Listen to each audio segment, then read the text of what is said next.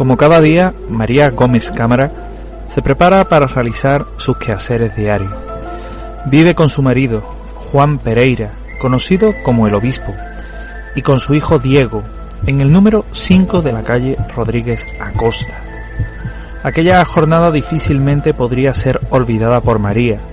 En el suelo de su cocina, justo enfrente del fogón, unas pocas manchas han adquirido, en pocos días, el aspecto de un rostro humano. María intenta borrar dicha imagen, fregándola, pero la figura parece estar impresa en el cemento. Pese a que el primer rostro es destruido por su hijo, otro inquilino no tarda en hacer aparición. El recorte de esta segunda cara tampoco solucionará nada, ya que una nueva faz ocupa el lugar dejado por la anterior. En Belmez, el 18 de enero de 1972, se recordaba aún aquel primer encuentro un 23 de agosto de 1971. Así, en aquella fecha de enero, Manuel Rodríguez Riva, periodista del periódico local, y Gonzalo Padrón decían: he hablado varias veces con las autoridades provinciales y algunas personas de Madrid me han comentado que no ha habido análisis, recogida de muestras ni pronunciamientos de ningún tipo. El alcalde tenía razones para el lamento. Por muchos oficios que remitía al gobernador civil de Jaén, José Ruiz de Gordoa, rogándole que prestara atención al asunto con el objetivo de conseguir que enviara algún experto a investigar la naturaleza de los rostros, solo obtenía el silencio por respuesta. Lejos estaba en esos momentos de imaginar que tanta insistencia solo iba a acarrear problemas. Pese a lo expresado en aquellas declaraciones por el alcalde, tanto las autoridades provinciales como las nacionales empiezan ya, a estas alturas del fenómeno, a sentir cierta preocupación por él. Así, el comandante del puesto de la Guardia Civil de la localidad recibe una orden de arriba para establecer una vigilancia continua en el lugar de los hechos, con el propósito inicial de mantener el orden público perturbado por la avalancha de curiosos que se dan cita cada fin de semana en este pueblecito de la Sierra Magín. El propio gobernador civil visita el lugar de los hechos, llegando a desempeñar un papel destacado en las investigaciones que llevarían a cabo tanto Germán de Argumosa, el cual recibió la certeza moral del gobernador civil de que el fenómeno no era fraudulento, como el investigador José Luis Jordán Peña. El 31 de enero de 1972 hay un titular, una crónica impactante. En este pueblo de Jaén están pasando cosas. La crónica la realizaba el periodista Martín Semprún en el diario Pueblo, aquella fría tarde de invierno. Tan impactante llega a ser su crónica, así como las posteriores del enviado especial Antonio Casado, integrante de la comisión que el propio diario creó para la investigación del fenómeno, que la señal de alarma empieza a sonar ya en las más altas esferas del poder de la época. Por dicho motivo, un grupo de policías de la Brigada de Investigación Criminal se desplaza a Belmez con el único propósito de descubrir las pruebas incriminatorias que avalaran la hipótesis del fraude.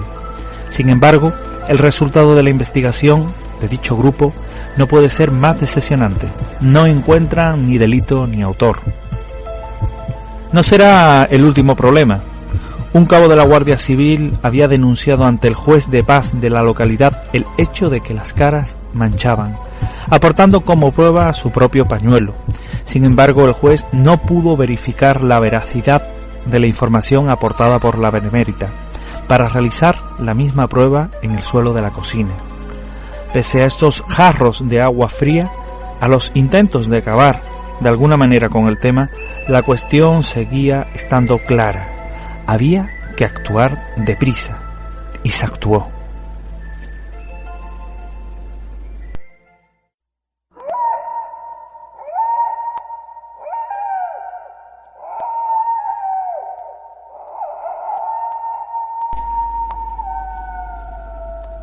En Madrid, el 19 de enero de 1972, la comisión formada por la Asociación de Estudios Cosmológicos Eridiani tenía previsto salir ese sábado rumbo a Belmes. La comisión estaba dirigida por José Luis Jordán Peña, a quien, según él mismo confiesa, un alto cargo del Ministerio de la Gobernación le encarga un estudio y toma muestras para su posterior análisis.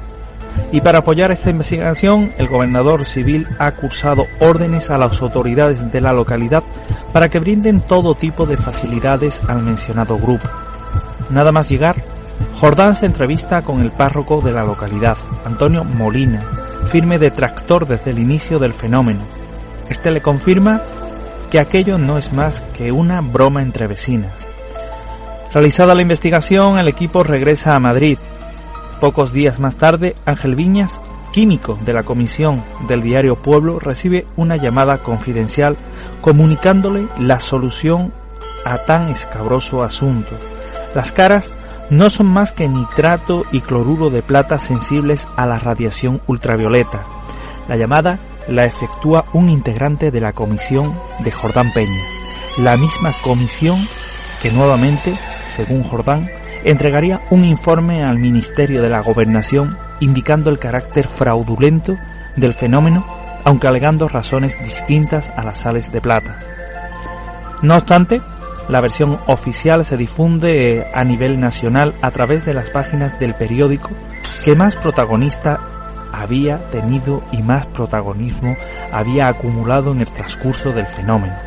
El miércoles 23 de febrero, el rotativo Pueblo, bajo el título «Tienen miedo a la verdad», publica la explicación y da por zanjado un asunto que había despertado ya demasiados recelos en las autoridades de la época.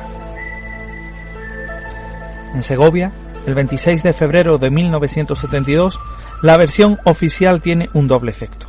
Por un lado, consigue frenar la avalancha de curiosos que se desplazan al lugar de los hechos, llegando a convertir Belmez en una auténtica romería, y por otro, despierta las reacciones airadas de cierto sector del antiguo régimen que ayudarán de esta forma a silenciar las pocas voces críticas contrarias a la verdad oficial. El 26 de febrero, Pablo Núñez Moto, jefe provincial de la Administración local de Segovia, dirige una carta al alcalde de Belmez, en la cual le comunica las acciones que pretenden emprender contra su persona, entre ellas las de proponer su destitución, su procesamiento y su ficha como persona no apta para ser autoridad, debido a que el comportamiento mantenido en el tema de las caras no demuestra ser un adicto al régimen de Franco. El fenómeno queda irremisiblemente tapado por la versión oficial y sus irados creyentes no dudarán en tachar de analfabetos o incluso de caras a todos los habitantes de Belmez, con tal de reafirmar su verdad sobre este tema. Un espeso silencio, perturbado solamente por alguna nota anecdótica, cubrió el fenómeno durante años. En Belmez, el 11 de mayo de 1989, surge una pregunta. ¿Quién se acuerda a aquellas alturas de las caras de Belmez? Casi nadie, creían algunos. Y los que lo hacen recuerdan más el escándalo que se formó que el descubrimiento del truco, entre comillas, que el propio fenómeno en sí. La versión oficial, también entre comillas, había conseguido apartar de las páginas de los diarios y revistas prácticamente cualquier mención sobre el fenómeno. Sin embargo, allí estaban, atraídos por la curiosidad de saber qué pasó con las caras, un innumerable sinfín de investigadores de lo extraño, del misterio, dispuestos a contar la otra verdad de Belmez. Por ejemplo, los miembros de la agrupación parapsicológica de Puerto Real habían desplazado en varias ocasiones sus equipos a Belmez. Frente a las explicaciones de fraude, los lugareños querían hacer creer que todo aquello fue un montaje para acabar con el fenómeno. El supuesto fraude, decían, fue un ardid de los periodistas, y mejor que un ardid fue una salida que le dieron a esto para cortarlo, porque tuvieron una orden de que aquello se terminara. Y así, informativamente hablando, sepultaron el tema de las caras de Belmez.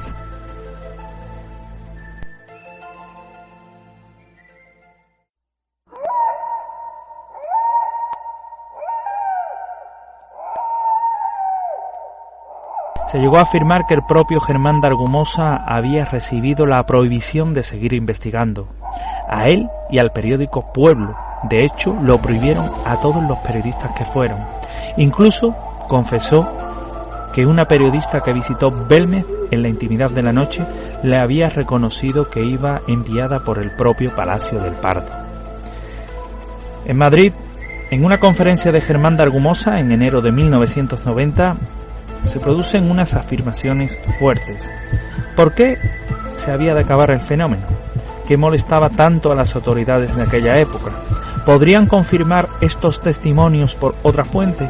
Estas preguntas, y sobre todo la última, martilleaban una y otra vez en la cabeza de los investigadores, sobre todo cuando escuchaban la pléyade de testimonios grabados en Belmez de la Moraleda.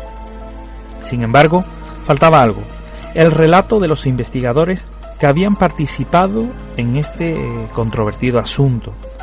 Para conseguir el testimonio de Germán de Argumosa se hubo de esperar mucho. Fue en enero de 1990, cuando impartía una charla en el Colegio Mayor de Madrid. En ella confirmó la existencia de una carta circular reservada del propio Carrero Blanco, en donde se ordena que hay que echar abajo y negar el fenómeno de Belmez, sencillamente porque hay un sector religioso que presionó de tal manera que convenció a Carrero Blanco y a sus colaboradores que lo de Belmez era satánico y que había que acabar con ello. Y esta versión se adhieren como portavoces de la verdad oficial una serie de personas que hoy se autocalifican como parapsicólogos, que se sumaron a esa corriente para ser bien vistos por los que entonces mandaban. Esas palabras venían a confirmar aquellos testimonios que se habían recogido en las numerosas visitas a Belmez de la Moraleda. Con milimétrica precisión, como si hubieran sido apuntadas entre bastidores por distintas fuentes, coincidían en el origen de la versión oficial. Sin embargo, aún no se había podido contrastar esos datos con el informe realizado por Jordán Peña. Y en Madrid, en una conversación telefónica de César Tort con José Luis Jordán Peña en 1992, quizás se desvelaba parte de aquella realidad.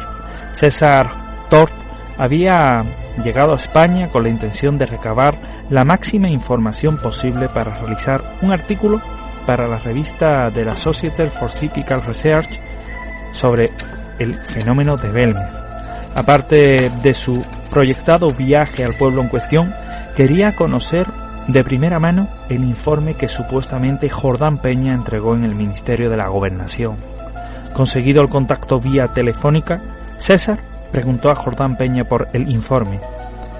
La respuesta de José Luis Jordán Peña añadió un detalle más para la duda, ya que dijo: puede estar perdido por un funcionario del franquismo.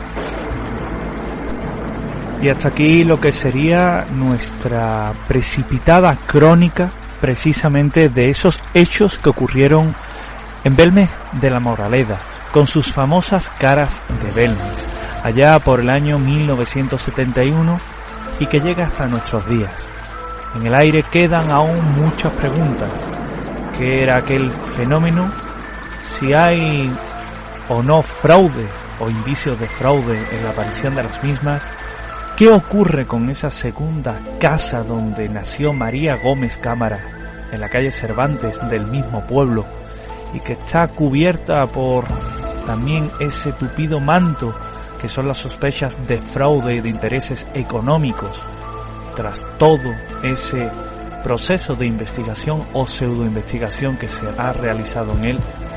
Muchas preguntas y pocas respuestas para un fenómeno hoy día intrigante, apasionante, y muchas investigaciones aún por hacer en una casa, la original, la de María Gómez Cámara, donde apareció aquella misteriosa figura en el año 1971, que espera ser investigado por aquel que lleve la verdad a la primera plana, donde debe de figurar, y que se llama hoy día Las caras de Belmez.